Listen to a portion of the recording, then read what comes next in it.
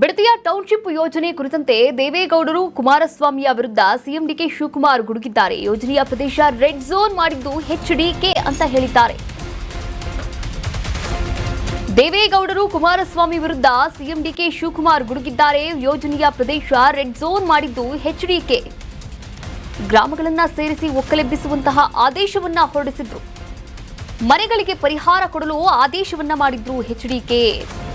ಖಾಸಗಿ developer ಡಿಎಲ್ಎಫ್ಗೆ HDK ಪತ್ರವನ್ನ ಕೂಡ ಬರೆದಿದ್ರು ಎನ್ನುವಂತಹ ಮಾಹಿತಿಯನ್ನ ಈ ಸುದ್ದಿಗೋಷ್ಠಿಯ ಮೂಲಕ ಹಂಚಿಕೊಂಡಿರುವಂಥದ್ದು. ನೋಡಿ, ಇವತ್ತೊಂದು ಸುದ್ದಿಗೋಷ್ಠಿಯಲ್ಲಿ ಸಾಕಷ್ಟು ವಿಚಾರಗಳ ಬಗ್ಗೆಯೂ ಕೂಡ ಮಾಹಿತಿಯನ್ನ ನೀಡಿದ್ದಾರೆ. ಫಸ್ಟ್ ಆಫ್ ಆಲ್ ಸಿಎಂ ವಿಚಾರದ ಬಗ್ಗೆಯೂ ಕೂಡ ಮಾತನಾಡಿದ್ರು. ಅದಾದ ನಂತರ ಬಿಡದಿಯ ಟೌನ್ಶಿಪ್ ಯೋಜನೆ ನನ್ನ ಕನಸಿನ ಯೋಜನೆಯಲ್ಲ ಅನ್ನೋದ್ರ ಬಗ್ಗೆಯೂ ಕೂಡ ಮಾತನಾಡಿದ್ರು. ಇನ್ನು ಮುಂದುವರಿಸಿದಂತಹ ಈ ಒಂದು ಸಂದರ್ಭದಲ್ಲಿ ಅಂದರೆ ಈ ವಿಚಾರವನ್ನ ಮಾತನಾಡ್ತಾ ದೇವೇಗೌಡರಾಗಿರ್ಬೋದು, ಕುಮಾರಸ್ವಾಮಿ ಅವರಾಗಿರ್ಬೋದು, ಈ ಒಂದು ಬಿಡದಿಯ ಟೌನ್ಶಿಪ್ ಯೋಜನೆಯಲ್ಲಿ ಪ್ರದೇಶ ಏನಿದೆ, ರೆಡ್ ಝೋನ್ ಇದೆ, ಆ ರೆಡ್ ಝೋನ್ ಅನ್ನ ಮಾಡಿದ್ದು ಎಚ್ ಡಿ ಕುಮಾರಸ್ವಾಮಿ ಅವರು ಎನ್ನುವಂತಹ ಮಾಹಿತಿಯನ್ನು ಹಂಚಿಕೊಂಡಿರುವಂಥದ್ದು. ಇಲ್ಲಿ ನಾವು ಒಂದು ಪ್ರಮುಖವಾದಂತಹ ವಿಚಾರವನ್ನು ಗಮನಿಸಬೇಕು. ಎಚ್ ಡಿ ಕುಮಾರಸ್ವಾಮಿ ಅವರು 2006ರಲ್ಲಿ ಬಿಡದಿಯ ಟೌನ್ಶಿಪ್ ಯೋಜನೆಯನ್ನ ಮಾಡೋಕೆ ಮುಂದಾಗ್ತಾರೆ. ಆದರೆ 2026ರಲ್ಲಿ ಡಿಕೆಶಿ ಅವರು ಕೈಗೆತ್ತಿಕೊಳ್ಳುವಂತಹ ಪ್ರಯತ್ನವನ್ನು ಕೂಡ ಮಾಡ್ತಾ ಇರುವಂಥದ್ದು. ಆದರೆ ಈ ಸಂದರ್ಭದಲ್ಲಿ ಎಚ್ಡಿಕೆ ಅವರು ಆ ಟೈಮಲ್ಲಿ ಏನು ಮಾಡಿದ್ರು ಅದನ್ನ ಇಲ್ಲಿ ಹೇಳಿರುವಂಥದ್ದು. ಅಂದರೆ ಗ್ರಾಮಗಳನ್ನ ಸೇರಿಸಿ ಒಕ್ಕಲೆಬ್ಬಿಸುವಂತಹ ಆದೇಶವನ್ನ ಹೊರಡಿಸಿದ್ರು. ಮನೆಗಳಿಗೆ ಪರಿಹಾರ ಕೊಡಲು ಆದೇಶವನ್ನ ಕೂಡ ಮಾಡಿದ್ರು. ಹಾಗೆ ಈ ಖಾಸಗಿ ಡೆವಲಪರ್ಸ್ ಡಿಎಲ್ಎಫ್ಗೆ ಎಚ್ಡಿಕೆ ಪತ್ರವನ್ನ ಕೂಡ ಬರೆದಿದ್ರು ಇದೇ ವಿಚಾರಕ್ಕೆ ಸಂಬಂಧಪಟ್ಟಂತೆ ಅಂತ. ಈ ಬಿಡದಿಯ ಟೌನ್ಶಿಪ್ ಯೋಜನೆಯ ಕುರಿತಂತೆ ಸಾಕಷ್ಟು ಮಾಹಿತಿಗಳನ್ನ ಕೂಡ ಅಂದು ಎಚ್ ಡಿ ಕುಮಾರಸ್ವಾಮಿ ಅವರು ಏನೇನೆಲ್ಲ ರೂಪುರೇಷೆಗಳನ್ನ ಮಾಡಿದ್ರು, ಅದಕ್ಕಾಗಿ ಏನೇನೆಲ್ಲ ಪ್ರಯತ್ನ ಮಾಡಿದ್ರು, ಆ ಪ್ರಯತ್ನಗಳನ್ನ ಸುದ್ದಿಗೋಷ್ಠಿಯ ಮೂಲಕ ಹೊರಗಾಕಿರುವಂಥದ್ದು.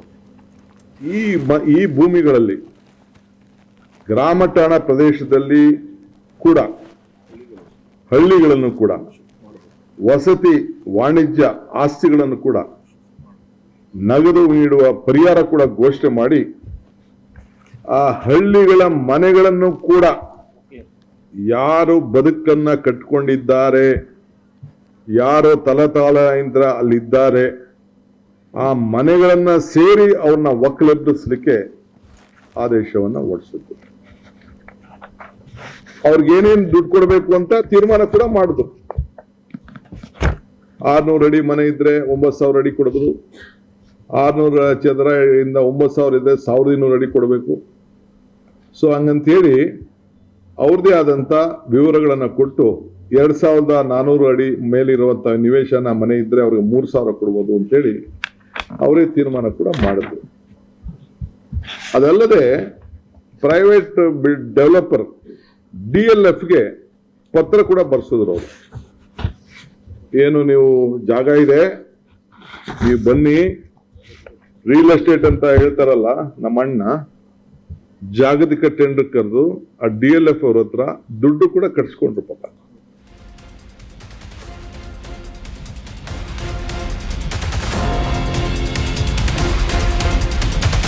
ಇನ್ನು ಮುಂದುವರೆದು ಮಾತನಾಡಿದ ಡಿಕೆಶಿ, ನೀವು 36 ಎಕರೆ ಜಮೀನನ್ನ ಖರೀದಿ ಮಾಡ್ಲಿಲ್ವಾ? ಅಕ್ಕ ಏನ್ ಪತ್ರವನ್ನ ಬರೆದಿದ್ರು? ನಮ್ಮ ಅಕ್ಕನ ಬಗ್ಗೆ ಮಾತನಾಡಬಾರ್ದು. ನೀವು ಮಾಡಿದಂತಹ ತೀರ್ಮಾನಕ್ಕೆ ನಾನು ಬದ್ಧನಾಗಿದ್ದೇನೆ. ಕುಮಾರಸ್ವಾಮಿ ಬಿಡದಿಗೆ ಬಂದು ರಾಜಕಾರಣವನ್ನು ಮಾಡ್ತಾ ಇದ್ದಾರೆ. ಎಚ್ಡಿಕೆ ವಿರುದ್ಧ ಸಿಎಂ ಡಿಕೆ ಶಿವಕುಮಾರ್ ಅವರು ಸುದ್ದಿಗೋಷ್ಠಿಯ ಮೂಲಕ ವಾಗ್ದಾಳಿಯನ್ನ ನಡೆಸಿದ್ದಾರೆ. ನೋಡಿ, 36 ಎಕರೆ ಜಮೀನನ್ನ ಖರೀದಿ ಮಾಡ್ಲಿಲ್ವಾ ಎನ್ನುವಂತಹ ಪ್ರಶ್ನೆಯನ್ನ ಎಚ್ ಡಿ ಕುಮಾರಸ್ವಾಮಿ ಅವರಿಗೆ ಕೇಳಿರುವಂಥದ್ದು. ಇನ್ನು ಅಕ್ಕ ಏನ್ ಪತ್ರವನ್ನ ಬರ್ತಿದ್ರು? ನಮ್ಮ ಅಕ್ಕನ ಬಗ್ಗೆ ಮಾತನಾಡಬಾರ್ದು. ಈ ಸಂದರ್ಭದಲ್ಲಿ ನೀವು ಮಾಡಿದಂತಹ ತೀರ್ಮಾನಕ್ಕೆ ನಾನು ಇವಾಗಲೂ ಕೂಡ ಬದ್ಧನಾಗಿದ್ದೇನೆ. ಕುಮಾರಸ್ವಾಮಿ ಅವರು ಬಿಡದಿಗೆ ಬಂದು ಇವಾಗ ರಾಜಕಾರಣ ಮಾಡ್ತಾ ಇದ್ದಾರೆ.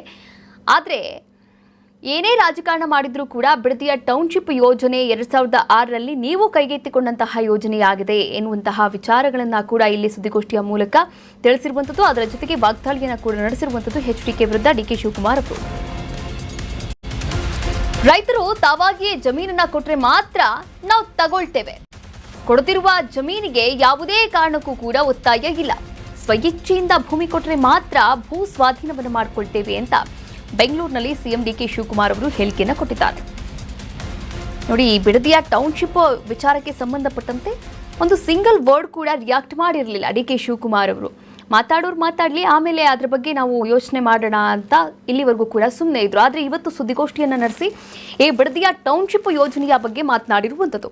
ನೋಡಿ, ಯಾರೆಲ್ಲ ರೈತರ ಪರವಾಗಿ ಹೋರಾಟವನ್ನು ಮಾಡ್ತಾ ಇದ್ದೀರಾ ಅವರೆಲ್ಲರಿಗೂ ಕೂಡ ಅಭಿನಂದನೆಗಳು ಅಂತಲೇ ಮಾತನ್ನು ಮುಂದುವರಿಸಿದ್ರು.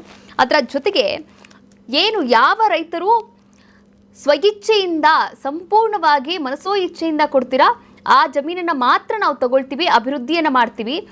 ಜಮೀನನ್ನು ಕೊಡದೇ ಇರತಕ್ಕಂಥ ರೈತರು ಅಂದರೆ ಯಾವುದೇ ಕಾರಣಕ್ಕೂ ಕೂಡ ಒತ್ತಾಯ ಮಾಡಲ್ಲ, ನೀವು ಜಮೀನನ್ನು ಕೊಡಲೇಬೇಕು ಅಂತ. ಭೂಮಿ ಕೊಟ್ಟರೆ ಮಾತ್ರ ಭೂಮಿಯನ್ನು ಸ್ವಾಧೀನಪಡಿಸ್ಕೊಳ್ತೀವಿ, ಭೂಮಿಯನ್ನು ಅಭಿವೃದ್ಧಿ ಮಾಡ್ತೀವಿ ಅಂತ ಸಿಎಂ ಡಿ ಕೆ ಶಿವಕುಮಾರ್ ಅವರು ಹೇಳಿಕೆಯನ್ನು ಕೊಟ್ಟಿರುವಂಥದ್ದು.